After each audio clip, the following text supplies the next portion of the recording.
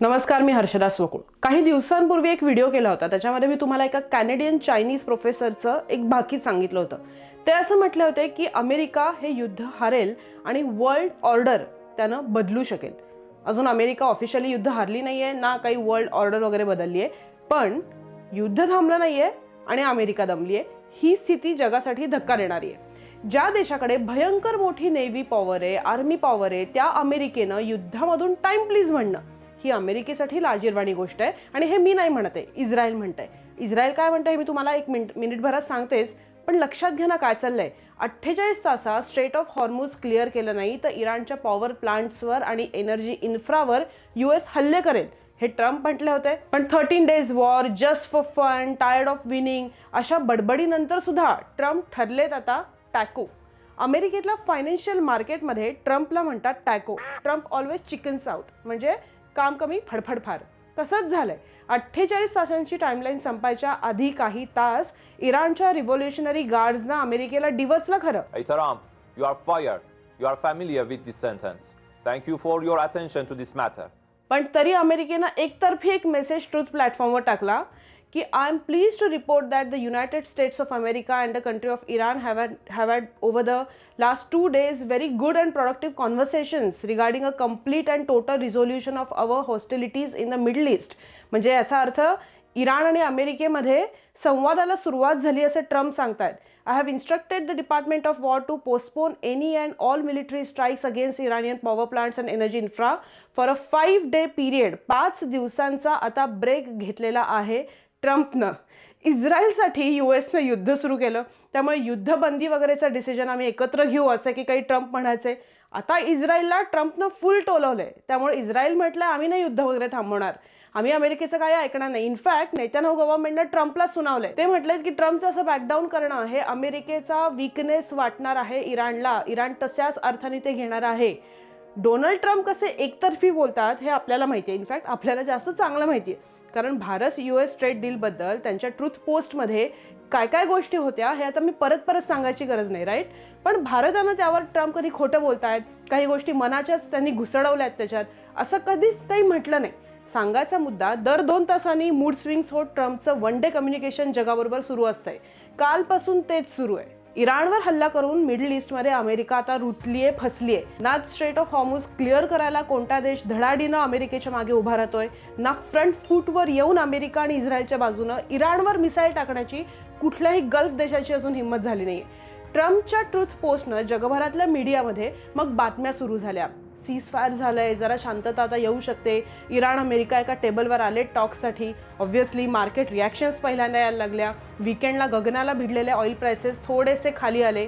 लक्षात घ्या, ट्रम्पचा एकपात्री प्रयोग सुरू असतानाच भारताच्या संसदेमध्ये PM मोदींनी एक खूप महत्त्वाचं स्टेटमेंट केलंय की युद्धाचा परिणाम भारतावर खूप काळापर्यंत राहणार आहे आणि PMनं भारताला कोविड काळाचा रिमाइंडर दिलाय. आठवतंय, कोरोनात घरातून बाहेर पडणं शक्य नव्हतं, अशी स्थिती या युद्धामुळे भारतात येऊ शकते असं जर PMना वाटत असेल तर भारत सरकारचा भारतीय नागरिकांसाठी फायनान्शियल लॉजिस्टिकल काय प्लॅन आहे हा प्रश्न विचारायला काहीच हरकत नाहीये. या सगळ्यामध्ये ट्रम्प यांची ट्रूथ पोस्ट आली आणि परिस्थिती आता निवळायला लागेल की काय अशी भाबडी आशा भाबड्या जनतेला वाटणं साहजिक आहे. पण अमेरिकेच्या बाबतीत अनेकदा तोंडावर पडलेल्या इराणनं ट्रम्पच्या या एकपात्री प्रयोगाचं बिंग काही तासातच फोडलं. ट्रम्पनं तोंडावर म्हटलं की तुम्ही खोटं बोलताय. इराणनं कसं रिस्पॉन्ड केलं या ट्रम्पच्या कमेंट्सना ऐका. पहिले काही तास तर इराणनं काही कमेंटच केली नाही.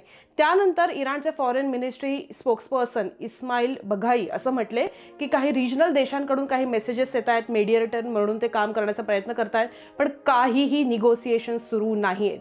इराणच्या पार्लमेंटचे स्पीकर मोहम्मद घालिबाफ, ज्यांचं नाव काही रिपोर्ट्समध्ये असं आलं होतं की ते अमेरिकेचे व्हाईस प्रेसिडेंट JD व्हेन्स बरोबर कम्युनिकेशनमध्ये आहेत, त्या घालिबाफ यांनी सुद्धा एक ट्विट केलं आणि त्यांनी सांगितलं this is a fake news आहे. No negotiation have been held with US. Financial market आणि ऑइल मार्केट मॅनिप्युलेट करण्यासाठी ही फेक न्यूज US पसरवते असं इराणनं आता काही तासांपूर्वी स्पष्ट केलंय. इस्रायलचे इराण आणि लेबनॉनमध्ये हल्ले आत्ता सकाळपासून पण सुरू आहेत. काहीच परिस्थिती बदललेली नाहीये. तुम्ही टाइमलाईन बघा ना.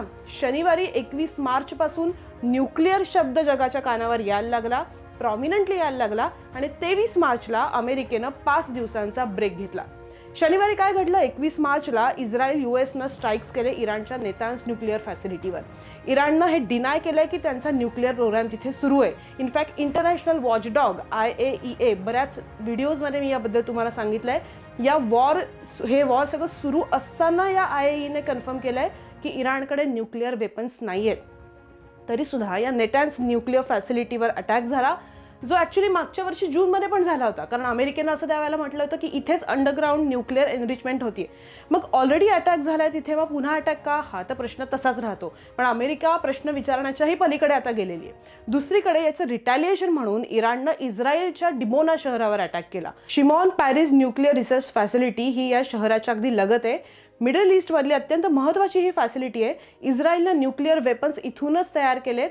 जरी इस्रायल हे ऑफिशियली कधी मान्य करत नसला तरी सुद्धा हे सत्य आहे. आजच्या घडीला इस्रायल आणि अमेरिकेकडे काय नाही आहे, इस्रायलकडे तर काय नाही आहे. बघा ना, एरो मिसाईल सिस्टीम आहे, आयर्न डोम आहे, पेट्रिएट, थाड, बीड सगळं आहे. असं असून सुद्धा इराण आज असं क्लेम करत आहे की इस्रायलच्या एअरस्पेसवर आमचं डॉमिनेशन आहे. हा मुळातच जिओग्राफिकली खूप मोठा क्लेम आहे. सपोज मी तुम्हाला हे एक्सप्लेन करते पटकन की इराणनं सपोज 10 मिसाईल्स डागली आहेत आणि त्यातलं एक जरी इस्रायलवर पडलं ना तरी इराणचा एक मेजर सक्सेस असेल यात. कारण इस्रायलला इराणमधून टार्गेट करणं एक्स्ट्रीमली डिफिकल्ट आहे जॉग्राफिकली. इथे तर मोस्ट प्रोटेक्टेड न्यूक्लिअर फॅसिलिटीच्या जवळ जाऊन इराण पोहोचलाय. जॉग्राफिकली बघा ना, इराण जसं मिसाईल लॉन्च करतं तसं अमेरिकेनं पेट्रिएट डिफेन्स सिस्टीम इराकमध्ये बसवली आहे. इराकमध्ये USA मिलिटरी बेसेस आहेत, ते त्यांना आधी क्रॉस करायला लागतात. ते इंटरसेप्ट तिथे झालं मिसाईल तर पुढे काहीच होऊ शकत नाही. त्यानंतर मिसाईल सिरिया आणि जॉर्डनच्या एअरस्पेसमध्ये शिरतं. तोपर्यंत इस्रायली फायटर जेट्स मोबिलाइज होतात आणि ते सिरियन एअरस्पेसमध्ये शिरून इराणियन मिसाईल्स इंटरसेप्ट करू शकतात. तेवढी ब्रीदिंग स्पेस त्यांना मिळते. इस्रायलच्या जवळच्या जॉर्डन पण इस्रायलला मदत करतो इथे. एवढं करून जर मिसाईल इस्रायलच्या एअरस्पेसमध्ये शिरलं तर ते मेडिटेरियन सी मधल्या US वॉरशिपकडूनही टार्गेट होऊ शकतं. ते नाही झालं तर इस्रायलची 5 लेअर डिफेन्स सिस्टीम आहे. सो कळतंय तुम्हाला इराणसाठी किती एक्स्ट्रीमली डिफिकल्ट आहे इस्रायलपर्यंत पोहोचणं. आणि मग या क्लेमवर विश्वास ठेवता येईल का USच्या की इराणची मिसाईल पॉवर कमी झाली आहे? आत्तापर्यंत USला प्रचंड मोठ्या प्रमाणात मिलिटरी लॉस सुद्धा सहन करायला लागलाय. सिग्निफिकंट लॉस आहे हा. बेस्ड ऑन रिपोर्ट 16पेक्षा जास्त एअरक्राफ्ट, एस्पेशली MQ-9 रेपेस हे एअरक्राफ्ट त्यांनी पाडले आहेत इराणनं. साधारण $1.9 बिलियन इक्विपमेंट डॅमेज झालंय. 13 ते 14 सैनिक मारले गेलेत in return of nothing. $1.1 billion जी अमेरिकेकडे एकमेव असलेली सगळ्यात मोठी रडार सिस्टीम होती, साधारण 5000 किलोमीटरपर्यंतची रेंज होती, NFPS-132, ती इराणनं डॅमेज केली आहे. 10 ते 12 MQ-9 रिपेस ड्रोन्स खाली पाडलेत. कुवेतनं तर फ्रेंडली फायरमध्ये अमेरिकेची 3 F-15E जेट्स पाडली आहेत. Friendly fire. दुसरीकडे अमेरिकेनं इराणची टॉप लिडरशिप संपवली आहे. Supreme leader Ali Khamenei, Ali Larijani, solemnly सारखे हाय रँकिंग ऑफिशियल्स संपवलेत. नेव्ही वीक केली आहे. आणि एवढं सगळं असून सुद्धा इराणचं मिसाईल इस्रायलच्या न्यूक्लिअर फॅसिलिटीपर्यंत किंवा त्याच्या जवळ पोहोचतं. याचा अर्थ USने काय घ्यायचा आहे तो बरोबर घेतलाय. हे बघा, ही फाईट कधी इक्वल फाईट नव्हतीच. इराण कधी जिंकणार नव्हताच, कारण त्याच्या समोर अमेरिका आहे, इस्रायल आहे. पण अमेरिकेला आणि इस्रायलला सुद्धा इराणनं अजून जिंकून दिलं नाहीये आणि हीच मुळात एक खूप मोठी जीत आहे. 1955 ते 1975 या काळात कोल्ड वॉर हा सगळा पिरियड आहे आणि त्याच्यामध्ये अमेरिका व्हिएतनाममध्ये घुसली आणि एकदम बेकार हरून परत आली.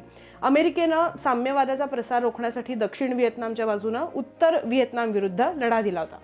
पण हार त्यावेळेस झाली जी अमेरिकेची, ती इतकी बेकार होती की अमेरिकेची वर्ल्ड वाईड पूर्ण इमेज खराब झाली होती. 3 प्रॉमिनंट रिझन्स आहेत या पराभवाची आणि ती आत्ता सांगणं खूप महत्त्वाचं आहे. पहिलं रिझन असं होतं तेव्हा की उत्तर व्हिएतनामचा गनिमी कावा, अमेरिकेकडे कितीही मोठी जेट्स आणि टेक्नॉलॉजी असली तरी जंगलातल्या गनिमी काव्याला अमेरिकन सैनिक तोंडच नाही देऊ शकले. दुसरी गोष्ट, व्हिएतनामच्या जनतेचा लोकल सपोर्ट अमेरिकेला नव्हता. आणि तिसरी गोष्ट महत्त्वाची, अमेरिकेतच या युद्धाविरुद्ध लोक चिडलेले होते आणि या पराभवानंतर अक्षरशः व्हिएतनाम सिंड्रोम झाला होता अमेरिकेतल्या राजकारण्यांना. नको ते दुसऱ्या देशात जाऊन वॉर असं झालं होतं. आता इराणच्या कंडिशन सिमिलर आहेत. जर अमेरिकन सैन्य इराणमध्ये घुसलं, आतमध्ये म्हणजे ऑन ग्राउंड गेलं, तर ते तिकडे काय जिंकणार आहेत?